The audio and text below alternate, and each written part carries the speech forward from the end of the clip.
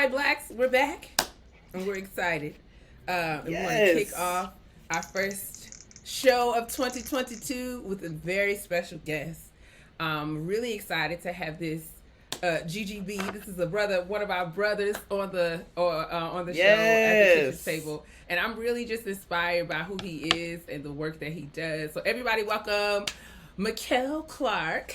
Hooray! Thank you, thank you, thank you. Welcome, welcome, Yes. welcome. How are you? I'm good. I'm good. It's going pretty good as far as a Monday goes.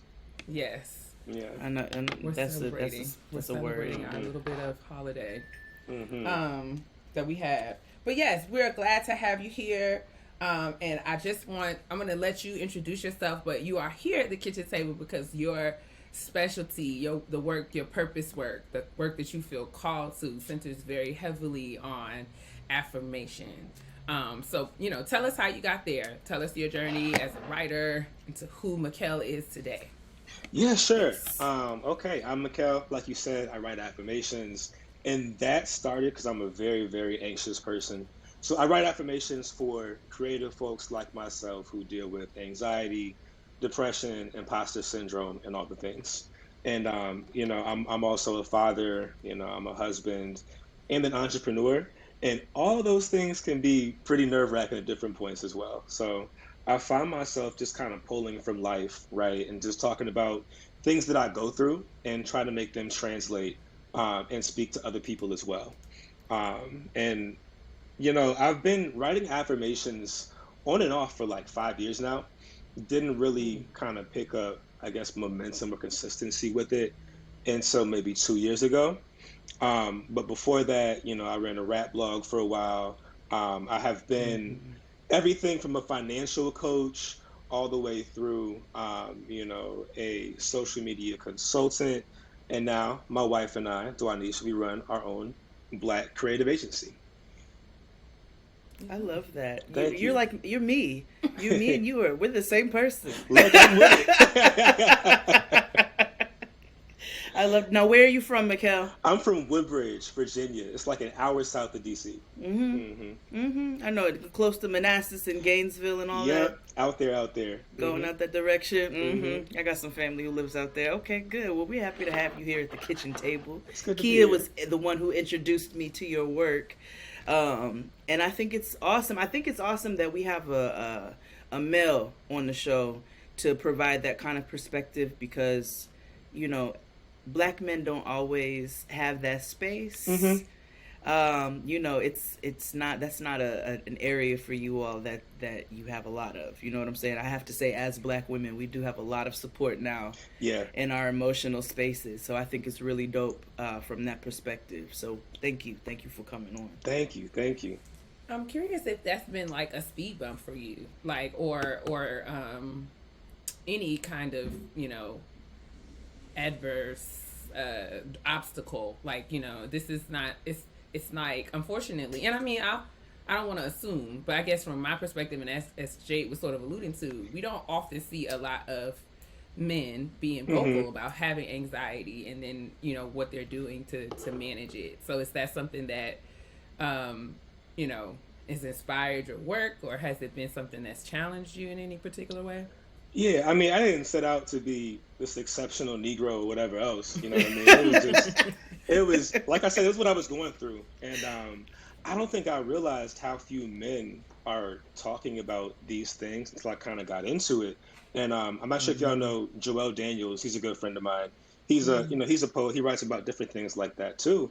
And Mm-hmm. we have these conversations, and it's like we need more black men, especially, right, who are comfortable being vocal, being expressive. Um, and I think I found myself, I had to get into it because there were two main points in my life where anxiety almost took me out in a major way and stopped like Mm. everything I was doing. And so, I've known this life of trying to express myself better, trying to communicate more honestly, trying to be more open. I've known that life for a long time now, and I don't plan on going back. But at the same Mm-hmm. time, I do pick up on, I don't speak like I'm not looking to be like the most known person among like all black women. But then I look at my audience and it's like, okay, it is black women like Mm-hmm. primarily, like it's not close, who are Mm-hmm. supporting me the most, who are sharing my stuff, who are, I mean, even getting me opportunities. And so yeah, it's interesting. And I think that I've seen a lot of my friends who don't talk about it publicly feel led to like talk about it with me, which feels special, which feels cool. So I feel like we're trending in a good direction. For sure. I think what Hmm. I love is that you make it approachable, you make it Hmm. practical. And Mm-hmm. I think for many of us who have not had a lot of practice in affirmation or self kindness, or, because we're taught to be tough and hard and Hmm. no nonsense and, just Hmm. super focused. We're not taught to center Mm-hmm. ourselves in that way. What I love about what you do is that you make it attainable. And I don't Hmm. have to be somebody else, but I could very much be who I am and how I speak. Yeah. Um, and you talk about that a little on your website. You were talking a little bit about how affirmation has had such a transformative effect on your life. Is that something Hmm. that you had to practice, or did something that just came naturally to you and practice has made it better? Like, talk to me a little bit about that. Yeah, I think at first affirmations came natural to me when I was in crisis. Mm, So I got expelled. I went to a military academy in like a whole different lifetime before I knew what I wanted to do Mm-hmm. with myself. Got expelled from that military academy Mm-hmm. about a month before I was supposed to graduate from undergrad. Mind you, my dad went to this school, my cousins went there, my uncle, like it's a whole Mm. family thing, right? So The mm, pressure. yeah, when you go back home to your parents, you think you're about to be a second lieutenant and you unemployed, trying to finish your degree. You got to find mm, some ways to kind of like affirm yourself and just remind Mm-hmm. yourself that you still know what time it is. You can still take care of business and not be what people expect you to be as somebody who got thrown out. So between that and my first struggle season being a full-time black ass entrepreneur, which comes with Mm-hmm. its own different set of challenges. You know, man, I had to really learn to affirm myself, and it became something I was like talking about more naturally. But I mean, since then, I got expelled from school in 2012 and had my Mm-hmm. first full-time entrepreneur season in 2016. Since then, I would say I've grown to make affirmations a more natural part of my everyday being. Like, I didn't have to want to take a risk and learn how to speak publicly or do these different things. It's not as urgent, but I'm working on becoming more aware and just confronting more of the limitations that I face as far as how I talk to myself. So yeah, it's becoming more natural. So, how did you even get into starting to affirm yourself before you even got into writing affirmations? Hmm. What even led you to the direction of that practice in the first place? I know we just spoke about some of the things that you've gone through, Hmm. but what was it that kind of sparked like I need to start affirming myself? Where did that come from? Yeah, I went to West Point. It's a military academy. It is 85% white, and Mm-hmm. it is a lot of what you'd expect from a military academy. It's done great things for certain people, but the military did not serve my skill set, which I didn't know going in. And so, I spent the last 2 of my 4 years there being told that I wasn't good enough, I wasn't organized enough, I wasn't on point enough, all the things that essentially I just Mm-hmm. wasn't enough. I even had what was supposed to be a mentorship program when I got in trouble before I got expelled. And I walk into, this 40-year-old lieutenant, 40-year-old captain, I'm sorry, their office, and they're like, Mm-hmm. what's going on? And I told them some mistakes that I made, and they're like, no, you're actually like, you're not a good person right now. Like you're not who you're supposed to be. Like there's something seriously wrong. Like it wasn't like attacking the problem that I was dealing with, it was attacking me as a person. And Mm-hmm. that was indicative of so many conversations that I can't talk about that I had to mm, experience that year. And so, mind you, I was in trouble. I didn't have no friends there. Like when you kind of get outcast from a hierarchical type of organization, You don't have a lot of friends. You know, the folks who are hitting me now, Mm-hmm. like, oh, how'd you do this? Were not in my corner when those things were Mm-hmm. happening. Mm-hmm. So it was me, myself, my blog spot. I was scared to tell my parents. I was scared to really tell anybody back home. Mm-hmm. And so it was me a lot of times just trying to make things make sense in my head. And before I knew what an affirmation was, I knew that I had to continue to remind myself like who I was. You know, I believe that I'm here for a reason and for a purpose, and that this wasn't going to be the end of like my upward trajectory or my path forward. That was the origin of all of this. Mm. I love that. I Yeah. mean, I don't love that, but I love that. We don't love that. I I, don't I, love I know that you what had you to mean. deal with I know that. what you mean. No, but I Yeah. think it's so relatable because how many of us have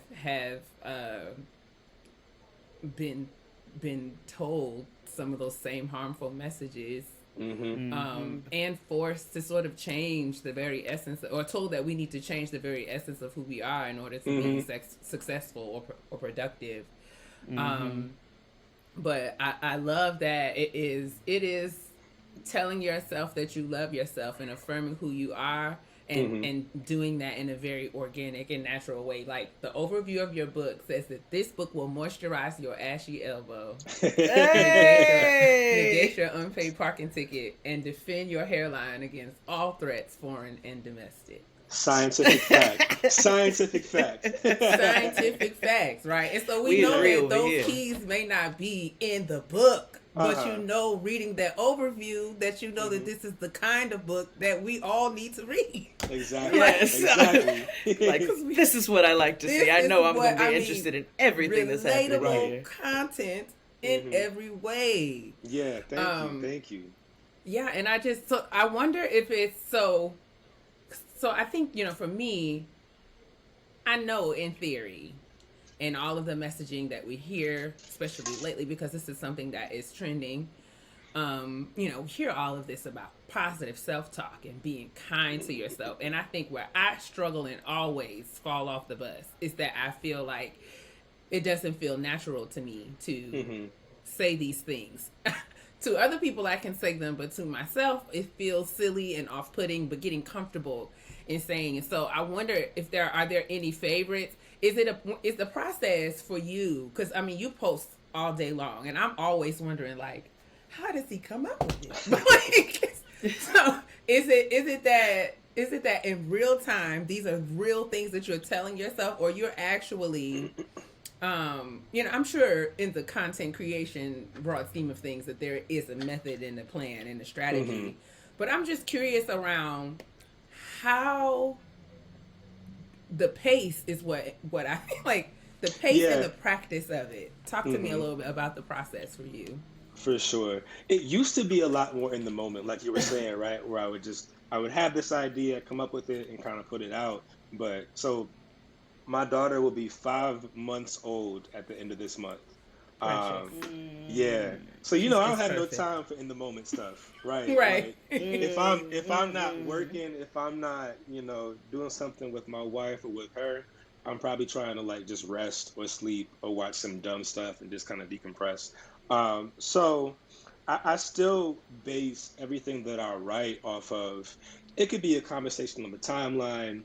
It could be something I've been trying to go through and kind of like navigate my way through, or it could just be, something that comes up in a conversation with somebody I love, right? So it's still coming from an honest place. It's still coming from, a place where it's in response to what I experience or like naturally Mm-hmm. think about. But nah, it's not on the fly the way it used to be. Okay, you hmm have to like sit down and plan out time Yeah. and things like that. hmm But it started out as practice before it got into that. Absolutely. Absolutely. Okay. Yeah, it Okay. was a natural thing that I felt led to talk about, and I was like, oh, y'all like this too? And it's called affirmations. Okay, cool, This is cool, cool, hitting cool. with y'all. Got it. Yeah. Okay, bad.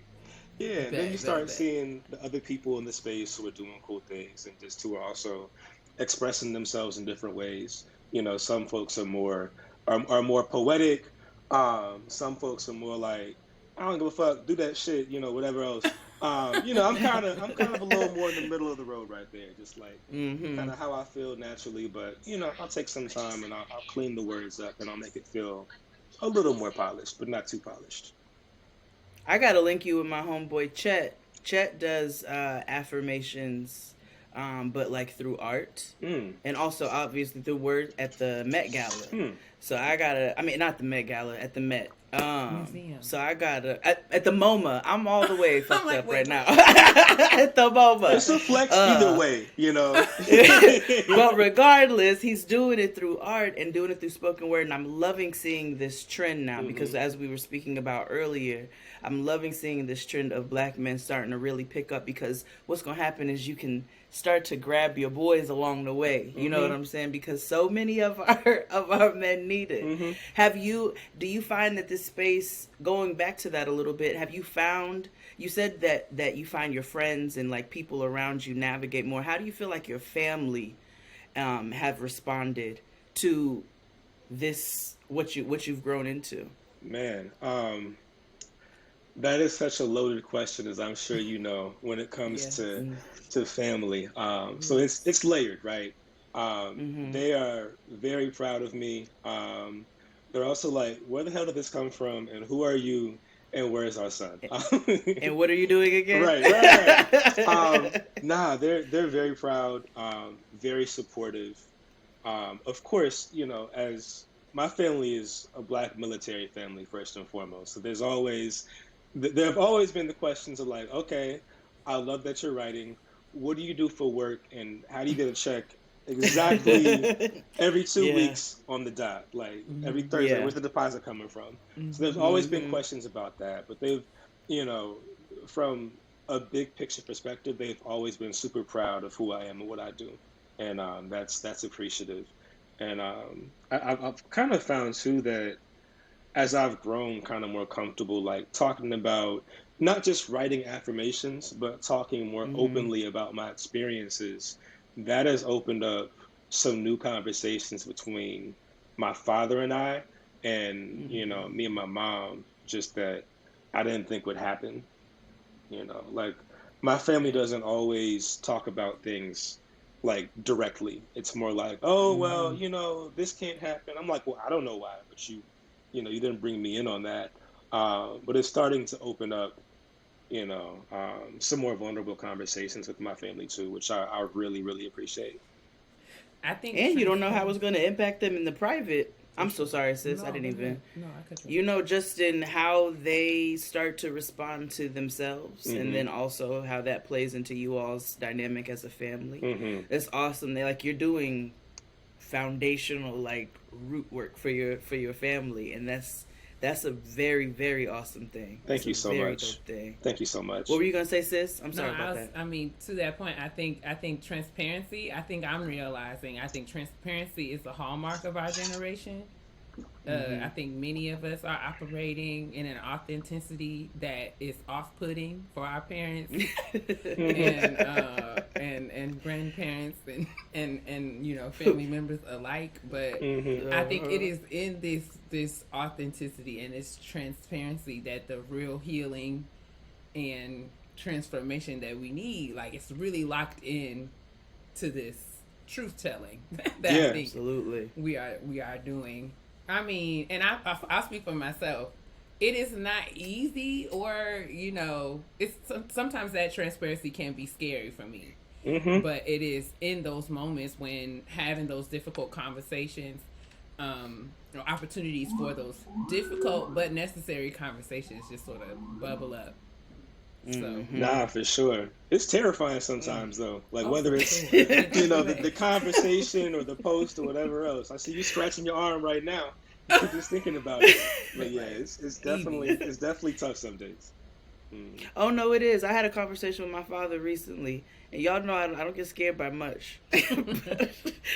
But I had to and I didn't display that in the conversation, but I had to stand very firm and tell him that I didn't agree with a certain viewpoint that he had.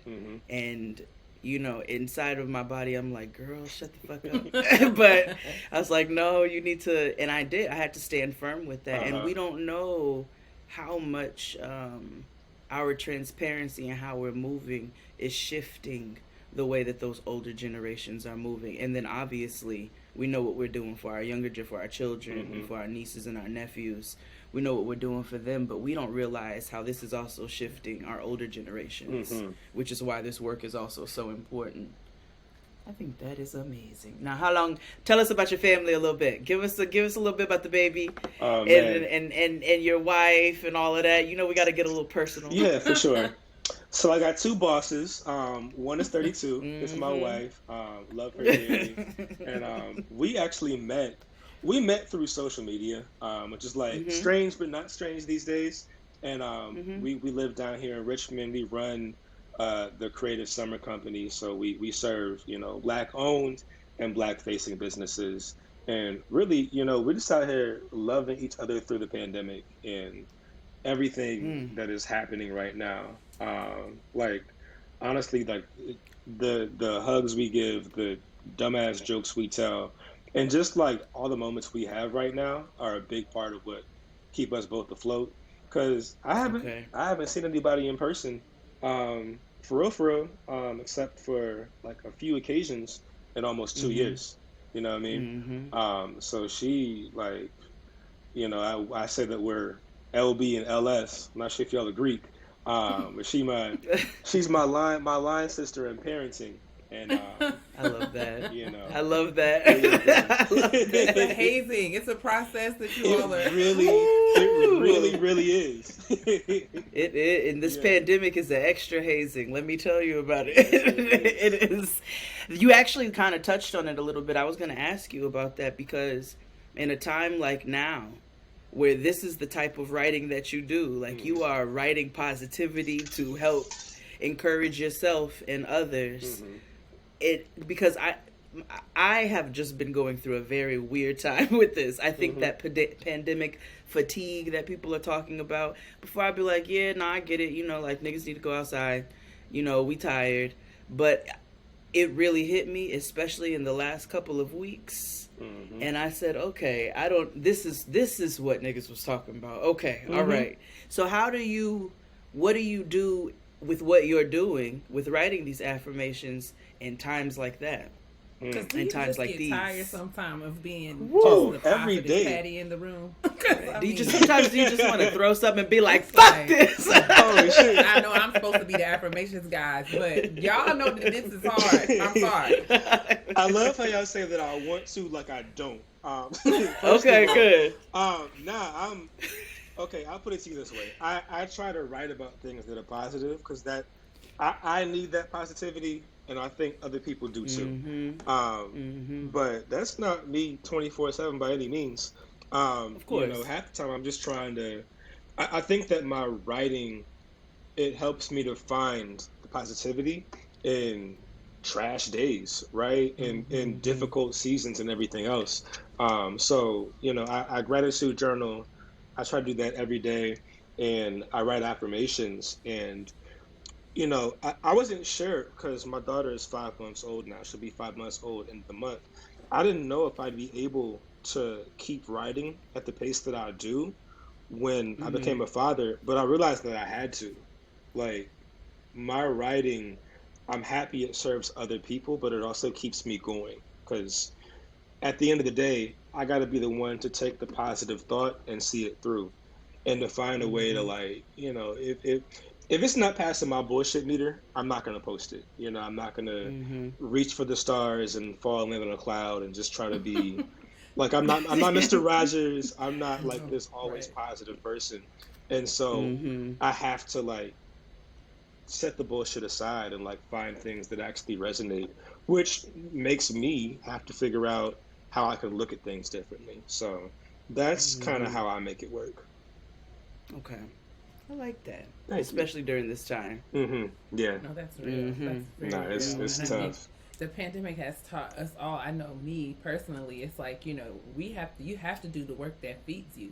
Anything else is just like that's when it becomes girl F this. Like that's Get like, if it doesn't feed you and inform who you are, and if you don't feel called to it, then you don't stick with it in hard times. But if you do feel called to it, it is what sustains you, which I think is what has been key to me, sort of in navigating my own burnout. It's been deciphering what it is that I'm doing that is feeding my spirit and identity and soul, and what it is that does not. Right? Yeah. Really being clear. And I think there's been a bullshit filter that has been taken off during this time that we all are like, no, nigga, I can't. I don't have the capacity for that because there's too much going on. There's too much going on. Absolutely. Mikhail, we are so grateful for you coming through It's been amazing. I and would love sharing to know, your though, energy with us. really quickly, what advice do you have if there's someone who's listening to us and who is really, trying to find the right words or the right, I'm reaching for something to sort of start my year off right, and 2022 is already showing its tail. Okay? But I'm trying to get my mind around. Do you have any advice for anyone who is trying to grow, myself included, trying to grow my legs in this positive self-talk sort of space? What is there a right way to do it? Is there? Nah. I mean, it's right if it works. You know what I mean? Yeah. Like, people call me corny every day in my DMs and my mentions, but it's like, if it speaks to somebody else, then it's the right way for them, right? I think something really relevant to me right now is I learned this. I forget where somebody was talking about it, but we actually experience too many things, like, in any moment for us to actually understand, like, everything happening around us, right? Like, can y'all still hear me? Yeah, there you go. You just cut out for a quick second. So there are too many sounds, too many sights, too many tastes, too many scents for us to actually experience everything and actually internalize what's happening. So it's like,